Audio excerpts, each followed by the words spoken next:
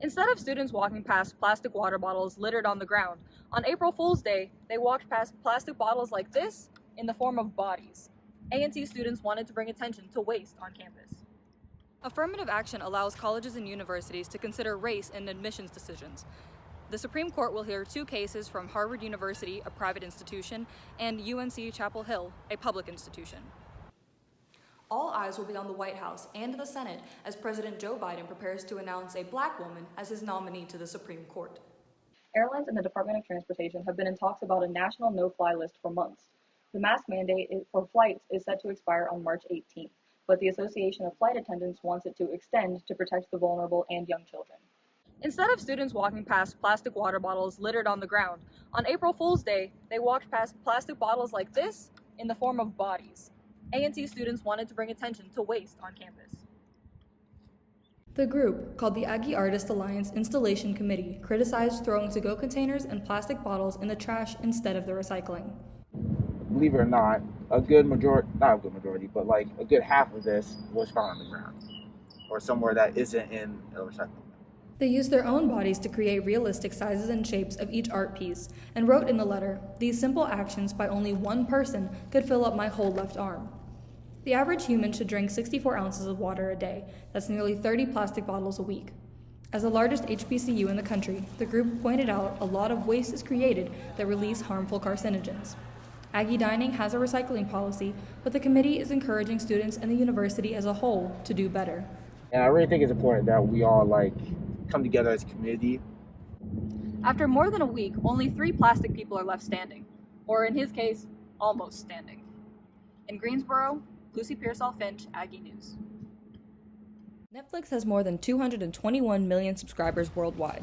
For every person who bums their friend's account, that is one less paying customer. To crack down on password sharing, Netflix is testing a new fee structure in Costa Rica, Chile, and Peru.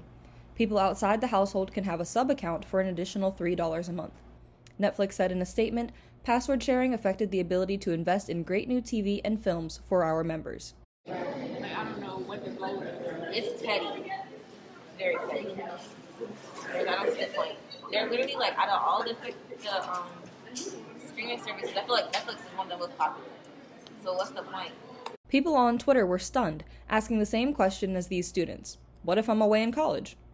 Netflix terms and conditions say one account is for people living in the same house together.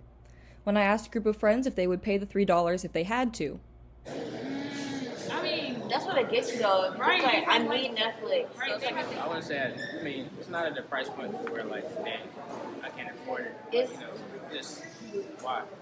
Now, American Netflix users have nothing to worry about. A Netflix spokesperson told Verify the U.S. is not in the plan. Lucy Pearsall-Finch, Aggie News. On this vote, the yeas are 53, the nays are 47, and this nomination is confirmed.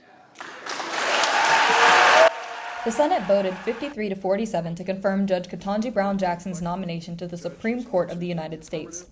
The Judiciary Committee deadlocked earlier this week with Democratic support and Republican opposition, even as some praised her character and qualifications.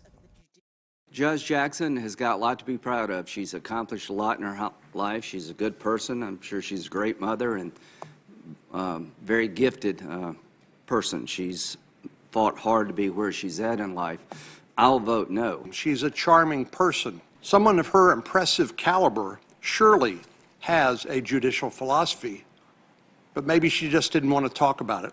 I will vote no. 3 GOP senators did announce their support for Judge Jackson. Susan Collins, Mitt Romney, and Lisa Murkowski voted with all 50 Democrats to confirm this historic nomination. President Biden was hoping for larger bipartisan support like justices confirmed during his time in the Senate.